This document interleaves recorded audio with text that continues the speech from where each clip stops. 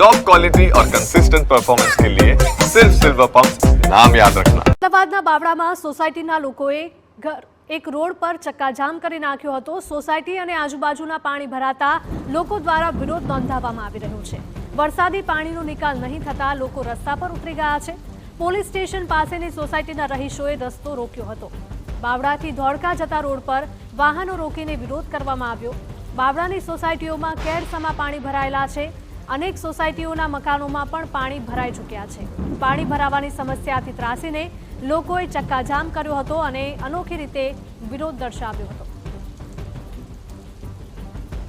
સંવાદદાતા અરવિંદ જોડાયા છે વધુ માહિતી સાથે। અરવિંદ, બાવળાના આ દ્રશ્યો છે કે લોકોએ રસ્તા પર ઉતરીને ચક્કાજામ કર્યો હતો અને વિરોધ કર્યો હતો।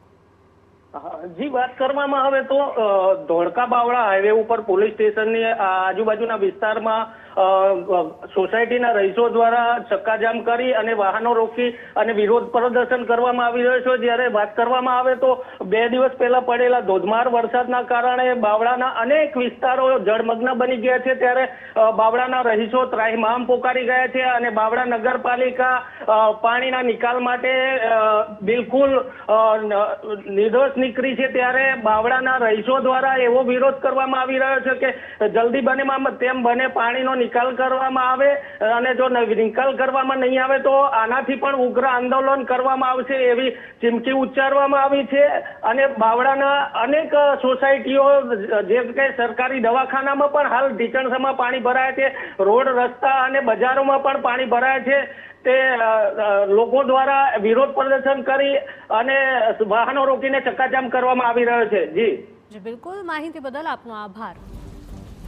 રહીશો ત્રાસી ઉઠ્યા છે કારણ કે દર વર્ષે આવી જ સમસ્યા ઊભી થાય છે, પરંતુ તંત્ર દ્વારા પાણી ભરાવાની સમસ્યાનો કોઈ જ નિકાલ નથી કરવામાં આવતો અને તેને લઈને જ તેઓ રોષે ભરાયા હતા અને રસ્તા પર ઉતરીને ચક્કાજામ કર્યો હતો।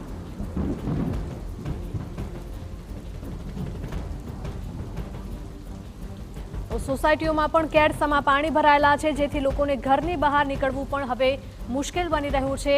આ સિવાય આસપાસના રસ્તાઓ પણ જળમગ્ન બન્યા છે, તેના કારણે વાહન ચાલકો પણ અટવાય છે। વાહન ચાલકોના વાહનો પણ આ વરસાદી પાણીના કારણે બગડી જાય છે, જેના કારણે લોકોને ભારે મુશ્કેલી વેઠવાનો વારો આવી રહ્યો છે।